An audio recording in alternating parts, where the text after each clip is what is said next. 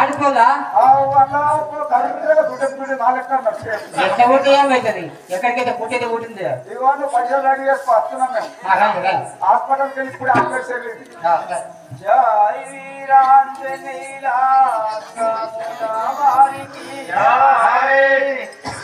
పరమ పురుష పాప వినాశ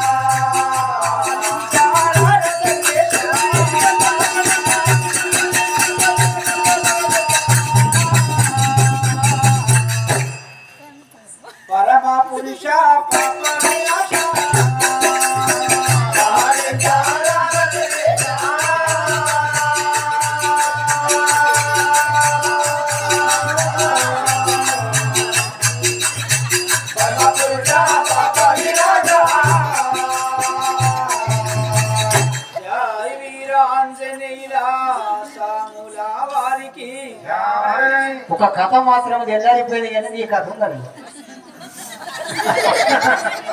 ఆ కథకు కడుపులు అంకలు దొరకాలి కదా మనకు అదే కడుపుడు కనుక కదా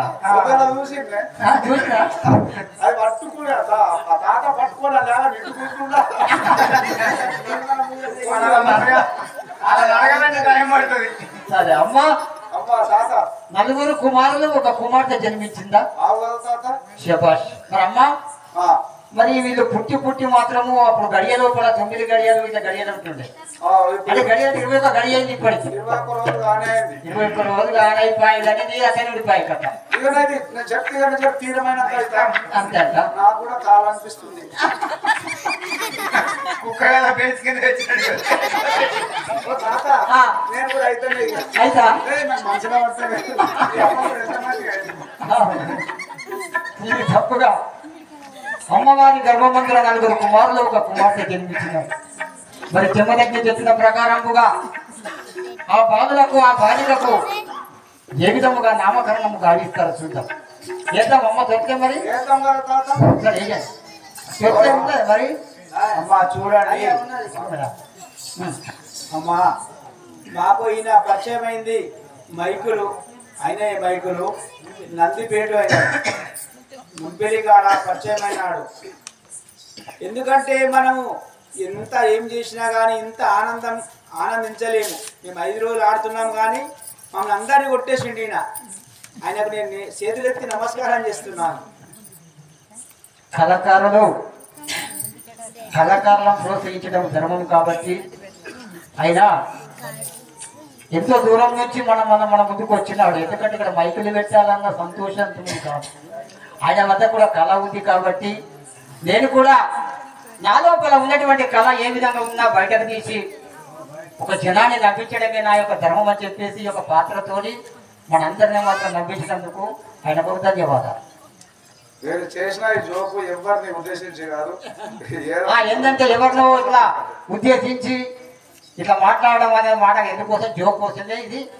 చేయడం జరిగినది. ఎవరు కూడా తప్పులు తిని పట్టుకోకూడదు. ఈ విధంగా ఆ తొట్టె లోపల మరి అమ్మవారు బాలులకు నామకరణము గావిస్తున్నారు కాబట్టి పరశురాముడు జన్మమైనాడు. మరి ఎవరికి తోచినంత వారం మాత్రము కట్న కానుకగా సమర్పించుకోగలరని చెప్పేసి కూర్చుందాం. 100 రూపాయలు వేస్తేనే కట్నం అని అనుకోకండి. తొట్లెలా వేసిన ఈ రూపాయి అయినా సరే చెందిన మోక్షమే. అందరూ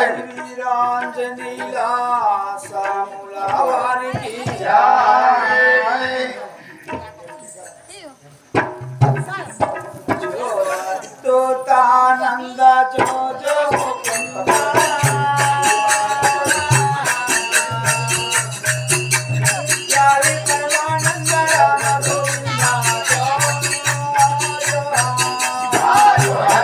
ఆ